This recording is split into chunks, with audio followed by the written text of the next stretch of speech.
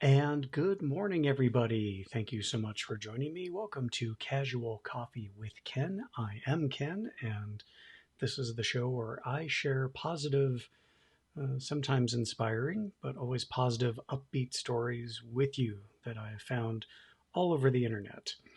Because, as we all know, I think it's pretty much common knowledge that most news programs, be they local or national, are mostly negative. So that's why I started this show to counteract that. Also, it's a lot of fun for me to do these. It helps with my own mental health. And I love the live aspect of this. If you're watching for the first time, you can comment on the show, whether you're watching on Facebook, Twitch, or Periscope, or YouTube. And I see the comments over here. So I can bring those into the show, but it's fun. I love the live aspect. If you do um, choose to comment, let me know where in the world you are watching from, because again, that's the fun part of this for me. Is I've had people that have watched from Scotland now, Canada. Uh, I think one from Italy one time. So I mean, it's neat. I love it. I love how the internet can bring us all closer together. It's very cool. One of the better parts about technology. Sorry, as I get comfortable here. Anyway, I hope you're all doing well. Good morning, Sean. Hope you're doing good, sir. And I want to see the new Ken McKill action movie trailer. Yeah, that doesn't exist. Uh, Not yet, anyway. That would be a weird movie. But anyway, I hope everybody is having a great week. Welcome to Tuesday, which means it's automatically got to be better than yesterday, right? Whatever you're doing to keep yourself occupied during the pandemic and the quarantine, I hope it's been tolerable for you and that you're making your way through as best you can. So without further ado, let's go ahead and dive right on into the stories that I have for you this morning. First one. Yeah, the first one is fun. We're all watching a lot more content, whether it's on Netflix or Hulu or just YouTube. We're all looking for ways to distract ourselves. And there's good news for those of us who remember a particular uh, 90s cartoon series that has a special place in our hearts because it was extremely irreverent and funny. That was the most important part. Irreverent, but funny. And I'm talking, of course, about Animaniacs. And Animaniacs is is coming back, and soon-ish, fall 2020. And you might have heard about this because it was announced previously back in 2017. In this article on flickeringmyth.com, they emphasize that yes, it's already been recorded and it features the original voice actors, which is great because I hate when they try to recast animated roles. It almost never works well. So even though they announced it in 2017 and then really haven't heard much about it since, uh, they are targeting a 2020 premiere. And Hulu, it also mentions in the article, has now become the exclusive streaming home of the original Animaniacs series, as well as the spin-offs Pinky and the Brain, Pinky, Elmira and the Brain, I don't remember that one, and the original Tiny Toon Adventures series. So, yeah, that's all very good. And of course, Pinky and the Brain, I love those two. Good Feathers was probably my favorite part of the Animaniacs, honestly. But and I guess Steven Spielberg is exec producing the new series, which is great. So yeah, I have high hopes that this is going to be fun, and hopefully we're not all going to still be in quarantine. But it's always nice to have options when you're looking for distractions from everyday life, and this is definitely going to be a fun one. I mean, people who aren't even familiar with the original Animaniacs show seem to be familiar with the countries of the world song that they did. Yeah, so that's how much of a cultural impact it still maintains to this day. So yes, fun news there. Wanted to share that with you. Next story. Let's go ahead and click off here. If you've watched the show at all before, you know that I am a big fan of optical illusions, of artists whose work tends toward the more photorealistic, whether it's painting or drawing. This guy, and I know I'm going to mispronounce his name, so I apologize in advance for that. This guy is next level with his painting abilities, okay? There are a lot of good painters. I've seen a lot of really fun work on YouTube, DeviantArt, Etsy, all kinds of places. But this Turkish painter did something very unique with Van Gogh's Starry Night, largely because of the medium he chose to use to recreate that famous work. And it's absolutely gorgeous. The artist's name is Garip I, or A. That's the part I'm not sure about on the pronunciation. He painted it in water.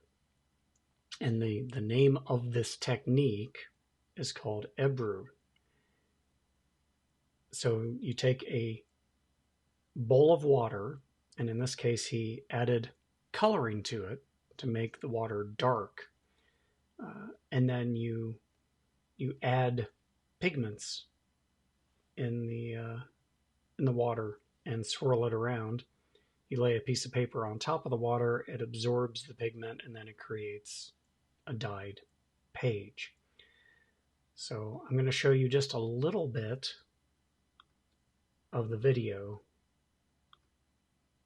because it's 4 minutes long, so we're not going to watch the whole thing. But you can see there he's adding the color to the water to make it dark.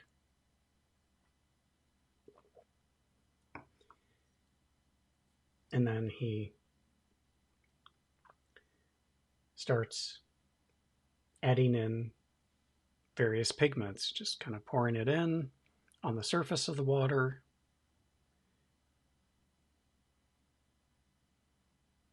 And you can even now start to see it taking shape. Look at that technique. So he does that for a while. See, you can start to see the telltale shapes. And then he starts to swirl it around with his brush. You know what this part reminds me of? If you grew up in the 70s watching Ultraman reruns, you might remember the opening credits of Ultraman. The pre-roll had sort of this swirl effect going on like this. And he just keeps going, just little by little, swirling everything around until he has it completely built out to a starry night. And that's everything you're seeing is on water. And then he, of course, can, as it mentioned in the article, lay paper on top of that, and it transfers over to the paper, and then you've got a painting. Love it. I am a big fan of art. Not necessarily the classical art. Even most of Van Gogh's work, I'm like, okay, that's nice. It's better than I can do, obviously, because I have no talent for art whatsoever. But of all his pieces, Starry Night is one I could actually say, yeah, I love that, and I would hang that on my wall. And to see people reinterpret that in unique ways is just fascinating to me, and this definitely qualifies as unique. So fantastic. After the show, of course, this stays up. The show stays up as a video, and I will have the links down to this article and this video for you to look at, because it's definitely worth your time. Check it out. Very fun.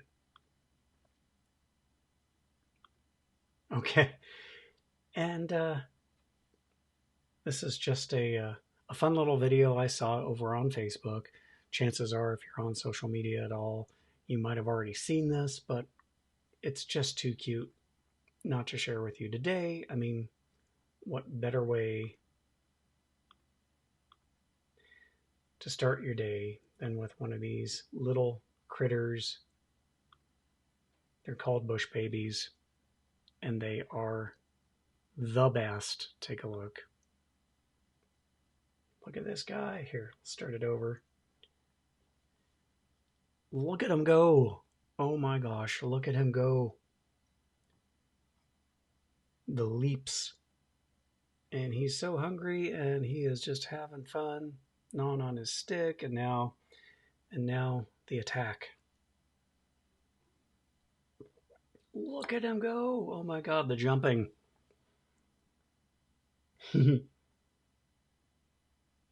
he's eating his marshmallow. He is just having a good old time.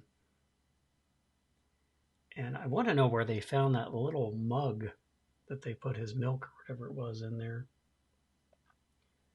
He tries to put him down. He's all, nope, I want to be with you. Look at that leap. Oh my gosh. And snuggled underneath the terry cloth robe. This thing goes on for a long time, so I won't watch the whole thing. But again, I will go ahead and link to the video so you can watch it, the whole thing in its entirety, on Facebook yourself. But absolutely fantastic. Love it.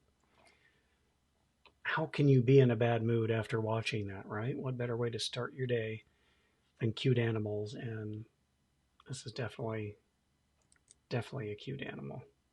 Absolutely fun.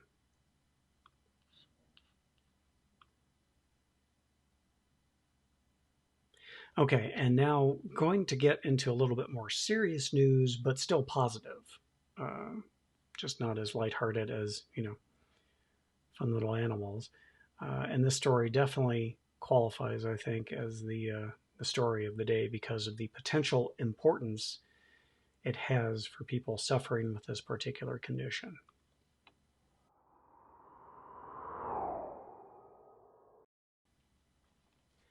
So in this article from interestingengineering.com, they talk about scientists have developed a potentially vital nasal vaccine for treating Alzheimer's. So apparently, the vaccine was successful in reducing atrophied brain matter in mice by blocking a protein that causes the disease of Alzheimer's. So it's not a cure yet. They're still just testing this. So I don't really agree with this little almost clickbaity caption here. But it did seem to reduce changes and abnormal behavior in the brain of these mice that they tested it on that's normally associated with Alzheimer's. You can see the entire study in the online version of the British science journal Nature, and they're very cautious about saying there's a lot more research that needs to be done before this is ever ready for humans. And so again, there's no cure for Alzheimer's, but this is extremely promising because not only did it reduce the proteins that cause Alzheimer's in the mice, they observed no detrimental side effects from using the nasal spray. And the experiment took place over 8 months. So with more than 5 million Americans suffering from Alzheimer's, and that number expected to triple by the year 2050, it's any progress is good. So that's encouraging. Again, I will go ahead and link to the article for you, and then you can click over from there to read the actual study if you'd like. But that's promising.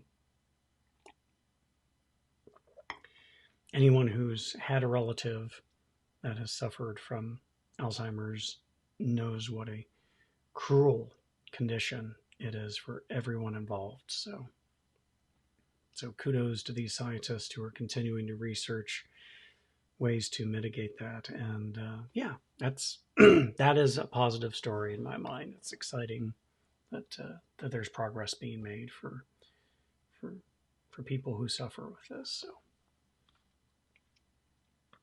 And then we'll go to a little bit more topically timely story as far as COVID-19, because we can't escape it. It's everywhere. Have to live with it, right?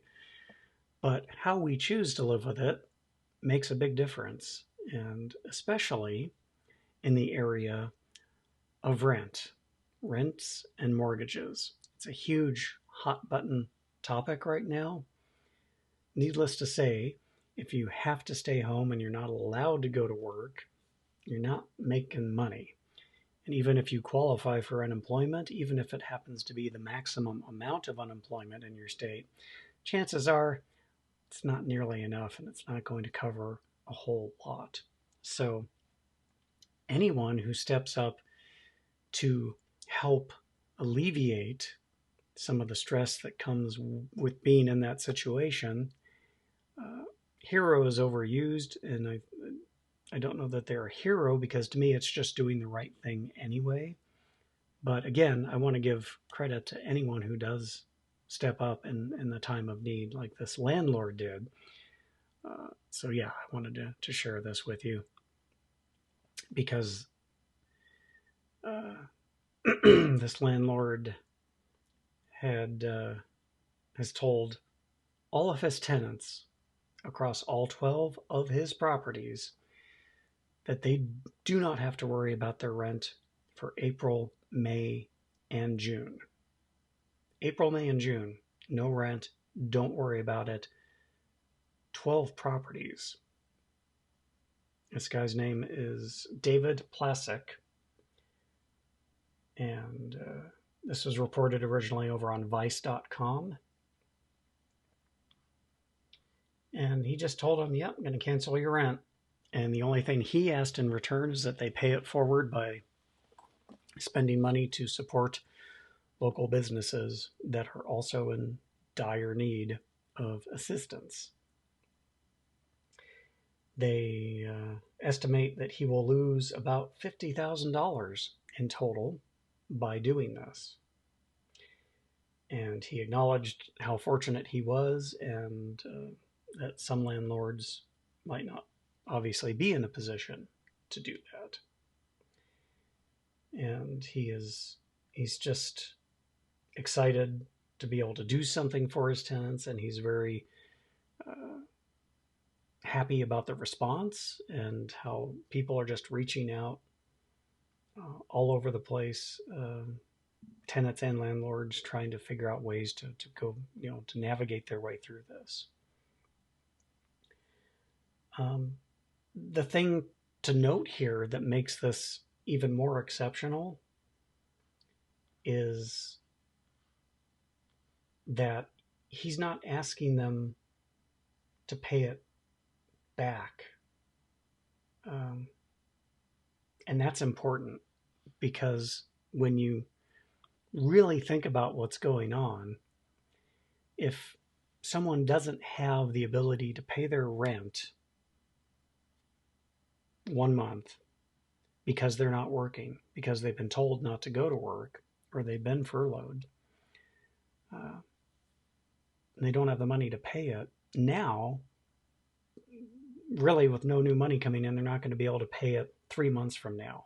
And so expecting them to be able to somehow come up with that money out of thin air is just unreasonable, I think. So not only did Mr. Plasek do the right thing by waiving the rent, he completely forgave the rent for 3 whole months. And again, I realize that not every landlord might be able to do that, but it's inspiring to me. I love it. I love that he's doing this. I wish him well, and I am very happy for all of his tenants. And for anyone who has the ability to do what he did, I think they should do it, because in the end, we all depend on each other to survive. So kudos to him. Love it. Love generosity. Love people who think beyond their own space in times like these, because that's definitely needed. All right, now this is just fun. I love this guy. We're going to go across the pond over to England. And a lot of people are doing fundraising right now in the time of COVID-19. And this Army vet decided he was going to do his part. He wanted to help raise money for the National Health Service, because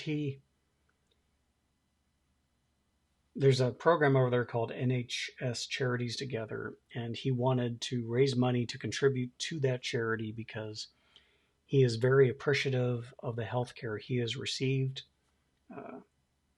at the hands of medical staff for treatment of his cancer, and he had a broken hip on top of it. So he wanted to show his appreciation by doing a little fundraiser, and he was hoping maybe he'd raise about £1,000 to donate to the charity. Well, he has raised a little more than £1,000. He's raised over 500,000, and he's 99 years old. So his goal is to walk 100 laps of his 25 meters around his garden. This was originally reported over on BBC.com. His name is Tom Moore, and he's absolutely killing it. I love it. As it says here, he originally hoped to raise £1,000 for NHS Charities Together to thank a magnificent staff after recent treatment for a broken hip and cancer, and he wants to thank the British public from the bottom of my heart. He had no idea it was going to get this big. More than 24,000 people have apparently contributed money. He's appeared on TV to promote this. He's completed 70 laps of the 82-foot loop in his garden. He's slowing down a little bit. He might not make it.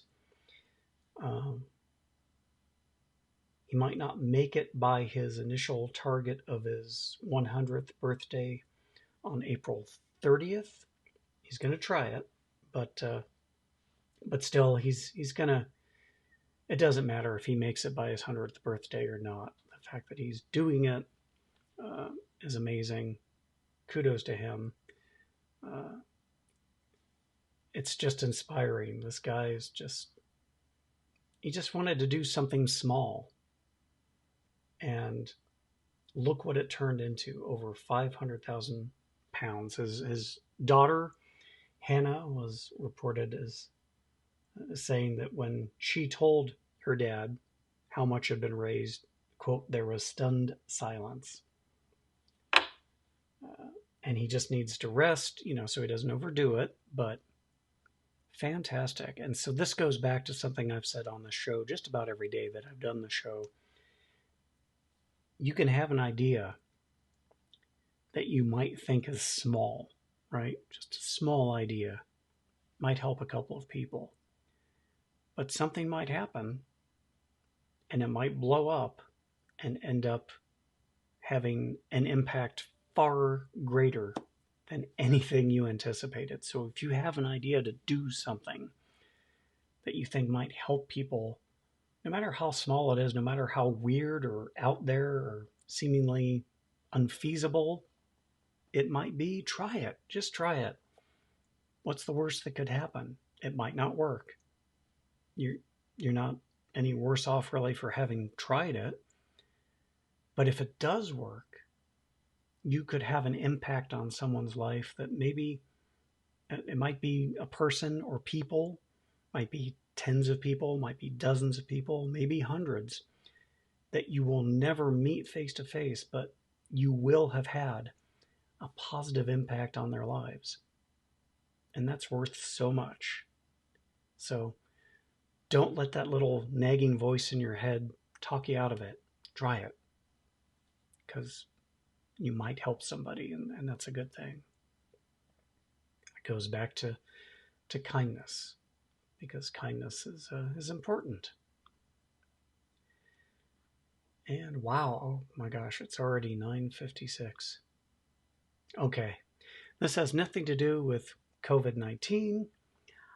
I just thought it was amusing.